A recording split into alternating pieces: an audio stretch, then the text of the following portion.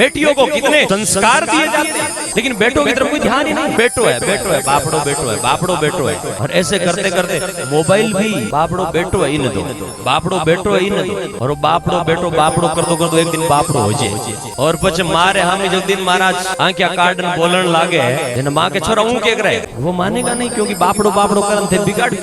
जैसे बहनों को हम कितने संस्कार देते हैं, काती आवे वैसाख आवे तो मैं कई बार देखूंगा छोटी छोटी बहना सिर माथे घड़ा लेवड़ी पेड़ के डोरा बांधे पूजा करे न वैसाख नीचे कोई काती राखे की तो काम। लेकिन ये सब माताओं की देन है कि माता बेटियों को तो सिखाती है। सुबह बेगो बेगो महाराज घर के माई बेटी को तो उठा करके बेटी गोबर डाले, बेटी रोटी बनाए, बेटी ये करे, बेटी वो करे, सब करते हैं, लेकिन बेटो बापड़ो हुतो रांधो बेटो हुतो।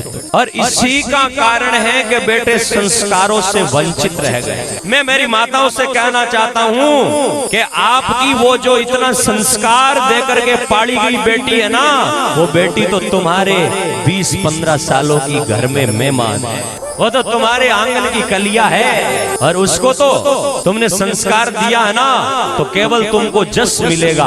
वो बेटी इतने अच्छे संस्कार देकर के सामने वाले घर में जाएगी तो लोग तुम्हारे लिए तालियां बजाएंगे कि कितनी अच्छी बेटी माँ ने तैयार करी है। केवल लोग तुम्हारे संस्कारों की प्रशंसा करेंगे, लेकिन अगर ये चाहते हो कि बूढ़े होने के बाद में हम इस बुढ़ापे को सुखमय गुजारे तो जिसे बेटी को उठा करके सुबह काम में लगाते हो वैसे ही 8वीं-10वीं क्लास में पढ़ने वाले बेटे को भी काम में लगाओ, ताकि आपका जवानी और बुढ़ापा दोनों सुधर जाए।